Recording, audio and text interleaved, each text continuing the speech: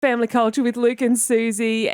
And look, different families handle this aspect of life differently. Yeah. When you have children, bit by bit you acquire toys. You have a baby, you get toys. You have a birthday party, you get toys. There's constantly all of these toys. More toys keep coming into that. Toys appear out of nowhere and they are in your house. I think toys hang out together. The next thing you know, there's baby toys. I don't know how it happens, Suze. I've had the birds and the bees talk, but this is a whole new level, right? However it goes, there needs to be a way to make sure there is a good space for the kids to play with, whether it's an area or a room. But how do you actually organise that? To help us with that, Little Miss Organised, Bonnie's joining us. How are you?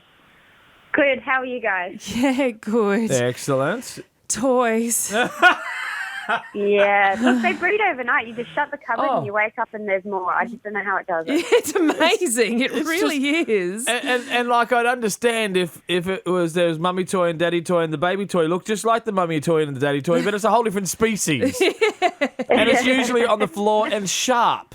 Yeah. And hurts when you accidentally stand on it.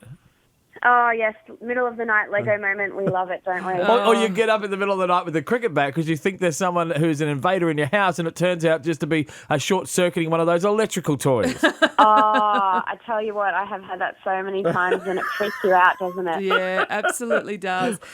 How do we go about creating this toy/play space for our children without it becoming the whole house? Yeah, look, it's really important to actually have a specific zone for where your toys are going to go. And this is often the best place to be is near the heart of the home. So if you're in the kitchen and you've got an open plan kitchen living sort of area, the playroom being there is actually the best place for your kids because they want to be near you. So if you've got a playroom that's closed off, it's down the other end of the house, your kids are not going to use it as much. However you've set it up, it might be beautiful. They want to be near you. So set your playroom up near the home, the heart of the home, and actually bring all the toys in there and have them categorised, go through them and do a cull. The other important thing to remember is if you've got kids of varying ages, quite often we start off with, the baby toys and then obviously we grow to older toys, but we still keep those baby toys when we've got the next kids coming through. But what we tend to find is that younger kids want to play with their siblings who are older, so those baby toys don't really get used as much. So people can really cut down on those individual toys quite easily and just keep the toys that are kind of friendly for everyone to play with.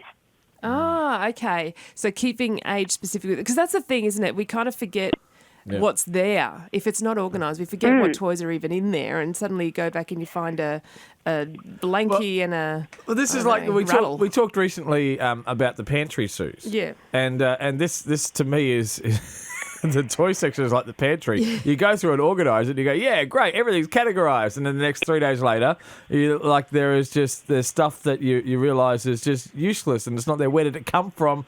I don't know. It just all of a sudden it's very difficult. I mean, kids, you cleaned the house pretty thoroughly the other day and we've got a very designated area and you put everything in its place. Yeah.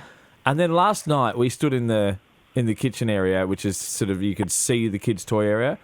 And I swear, one of them took a Samsung Galaxy Note 7, stuck it in the middle, made it explode, and that was what we saw.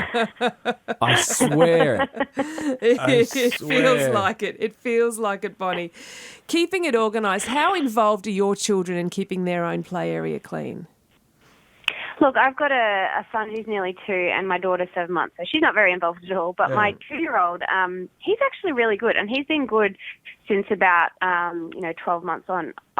From a very early age, okay, it's pack up time. Mummy's going to help you pack up. Let's pack away.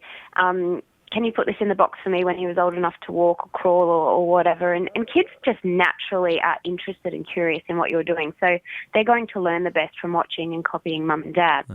So I have just modelled that for him over and over again. And those days where he throws a bit of a tantrum and doesn't want to pack up, I just encourage him to do it. And if I get down there and I have to pack up 90% of them and he only does 10%, that's okay for that day because there are other times where he will pack up everything on his own. Yeah. When your mum is called Little Miss Organised, what hope do you have, Sue? Yeah. I know. I tell you, like he reminds me we come home and he's shoes. Can we put the shoes away now? That's fantastic. Just getting some messages through before we let you go that when referencing about the playroom being down at the other end of the house and they want to be near you. So the message is saying they know the kids want to be near us. That's why it's no accident that the playroom's down the other end of the house. I'm just passing on the message. Oh, Bonnie from Little Miss Organised, we thank you so much for helping us get our houses in order. Really appreciate your time. Not a problem. Chat next time.